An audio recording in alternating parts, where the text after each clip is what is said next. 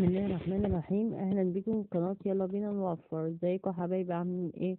يا رب تكونوا بخير. النهارده حبيت اعمل لكم فيديو عن البط اللي كان طالع صغير، ما شاء الله كبر اهو. عمره كده شهرين ونص تقريبا. انا بديله اي اكل بيبقى موجود اول شهر.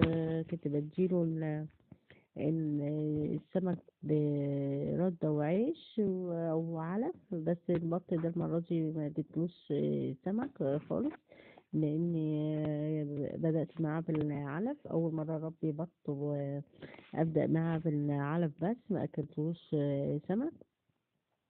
البط تربيته حلوة جدا في الشتاء. البط بيستحمل الجو في الشتاء وبيستحمل الجو في الصيف. أحسن تربية فصل الشتاء البط. والبط زي ما انتم شايفين كده بيقعد في الرملة جميلة جدا لهم. بتهدم الأكل في بتاعهم. فالرملة لها فوائد للبط. انا باكله اي اكل موجود عندي، وببدا بقى فتره التسمين بعد كده. هو اكله لو فول مدشوش، عليه عيش، عليه رده، يا اما علف مع الاكل العادي بتاع البيت. واهم حاجه بترميله البصل كل فتره، وبتحطي له برضو توم في الميه، والخل جميل جدا ليهم.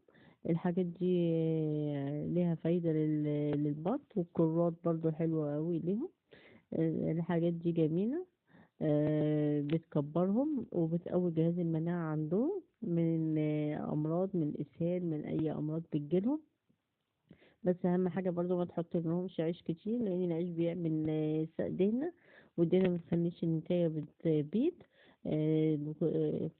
بيبقى وحش جدا العيش بالنسبة للأرانب. بالنسبة للحمام لما بتكتري فبيعمل سمنة، فبيخلي الحمام حتى ما يبيتش من الدهون، وحتى الأرانب برضو. فأهم حاجة ما تكتريش من العيش. والذرة برضو المدشوشة بتعمل برضو دهنة، فبتخليهم برضو ما النتاية ما بتبيتش.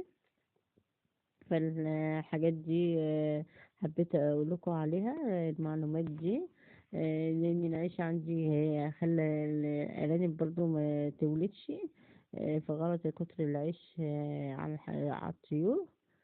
ويا رب الفيديو عجبكم، والسلام عليكم ورحمة الله وبركاته. ما تنسوش تشتركوا في القناة وتفعلوا الجرس، ولو عجبكم الفيديو اعملوا لايك، ومستنية تعليقاتكم. ومع السلامة.